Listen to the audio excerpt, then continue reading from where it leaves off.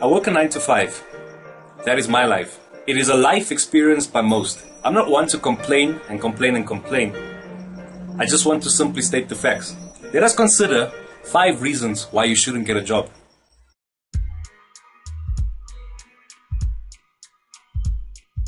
The first is something that I'd like to call the 8-hour rule. If you look at your day, you have 24 hours in that day.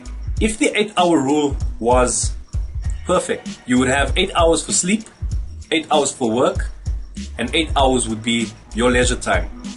But unfortunately, the 8-hour rule is not a perfect model, simply because each category is compromised by one. Think about it. Your 8 hours that is your leisure time is not your leisure time. It's because you spend an hour getting ready for work. You can possibly spend 3 hours a day in traffic going and coming from work. Your lunch hour at work is not even covered by your 8 hours for work. And when you possibly come home, you gotta feed the kids, bath the kids, help the kids with their homework. That is not your leisure time. The saddest thing about the 8-hour rule is that sometimes even the hours for your sleep is compromised. By making a decision to become an employee, you're really giving up more than you bargained for.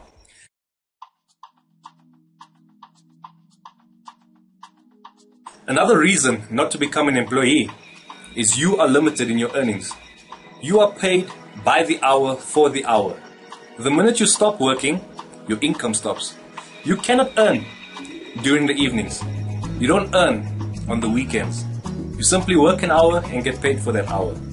Wouldn't it be a better scenario where you earn in the evenings, you earn on the weekends? Wouldn't it be a better scenario where you work less and earn more?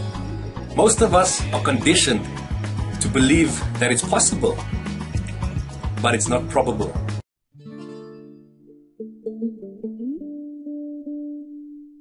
Another reason not to be an employee is the impact that the corporate world has on your social life. You are surrounded day in and day out by the same people. You work during the best hours of the day. How many people can you meet after work, especially when you have a family to attend to? How many business people can you meet in the evenings? And meeting business people is important to expand on your network. Furthermore, the people that you are surrounded by work every day, they are like-minded individuals. You probably have the same ambitions and goals. They're probably in the same career path as yourself.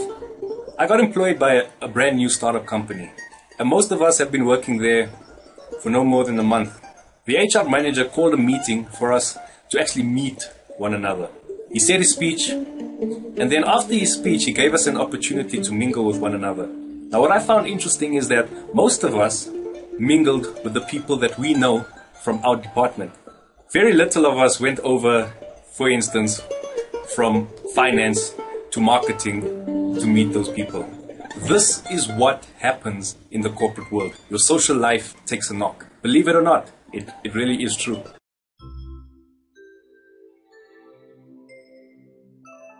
Now let's have a look at the risk factor.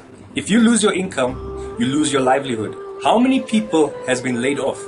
You probably experienced it yourself. And if you didn't experience it, you probably know that somebody that got laid off. You are putting your ability to feed your family into the hands of somebody else. Why have one stream of income?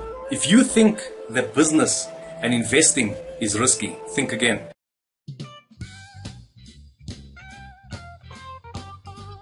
Now let's have a look at experience. This experience is a myth to me. You see, in business-to-business relationships, businesses will view the vendor's track record in order to award them a contract. Businesses will employ employees based on their experience. And graduates are excited to enter into the corporate world to gain experience. But this experience is limited. You only gain experience in one thing. And then to get another job, you need to have experience in that same one thing. Let's have a look at the case of the graduate. During the course of his studies, he's been exposed to a variety of things. Let's say, for instance, he studied IT. During the course of his studies, he's been exposed to databases, application development, IT project management, software engineering, and the like. He gets a first job as a software consultant. He then proceeds to gain experience as a software consultant. And after 5 years, he decides to get another job in let's say, database administration. The likelihood of him getting that job is slim, simply because he doesn't have working experience as a database administrator. And if the corporates decide to give him that job, he will be on a junior level, and perhaps they can't pay him as much. I guarantee you will gain enough experience in sweeping if you pick up the broom enough. If your interest is photography, pick up a magazine, Google a little, buy the book. You will gain experience as a photographer. You don't have to work to gain this experience. These are just my thoughts. I don't know why it is a generally accepted scenario for us to choose working as our only option. Once again, thanks for watching.